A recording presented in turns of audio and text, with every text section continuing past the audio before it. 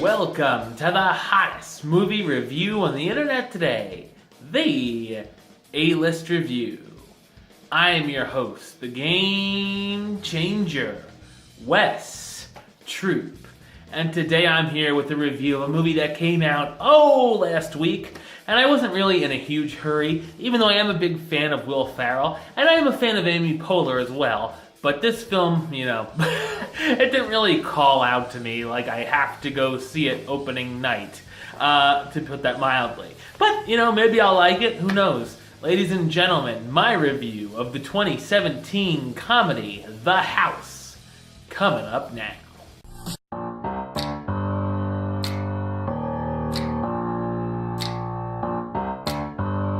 When their daughter's screwed out of their town college scholarship because the community wants to put the money towards building a new pool instead, Scott and Kate Johansson go off to Vegas with their friend Frank, who was recently dumped by his wife because of his gambling addiction, in hopes to win enough for the tuition money. After that doesn't exactly pan out, the couple decide to run an illegal underground casino at Frank's house until they make enough money to fund their daughter's education for 4 years. So what did I think of The House? I thought it's a disastrous comedy. The premise of the film seemed alright, and if it had stuck to any sort of script, it might have been okay. Instead, the movie really only follows a plot for the first and last 10 minutes of the movie. Everything in between are antics, which are basically all time filler, most of which could have been totally edited out of the film.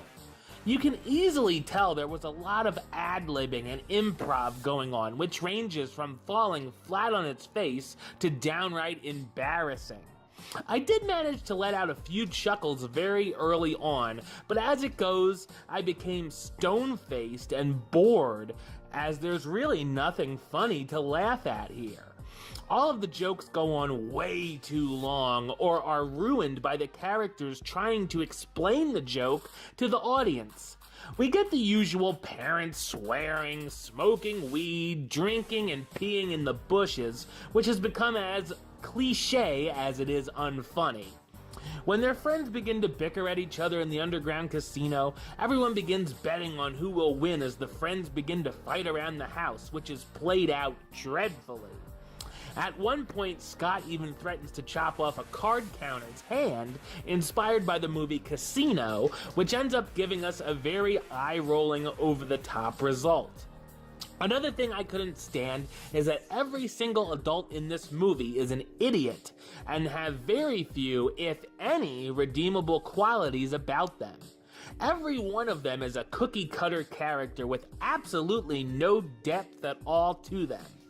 The cast stars Will Ferrell as Scott Johansson, the mild-mannered dad who becomes known among his friends as the Butcher after he has a mishap while trying to intimidate someone at the casino, Amy Poehler as Kate Johansson, Scott's wife who used to be wild in college and goes back to her partying ways when the casino opens, Jason Mantzoukas as Frank, easily the best thing about the film, the gambling addict who's trying to win back his wife, Nick Kroll as Bob Schaefer, a crooked City Hall councilman who creates trouble for Scott and Kate when he finds out about the casino, and Ryan Simpkins as Alex, Scott and Kate's daughter who keeps getting guilted into staying home with her parents to watch The Walking Dead, which is what I should have watched instead of this movie.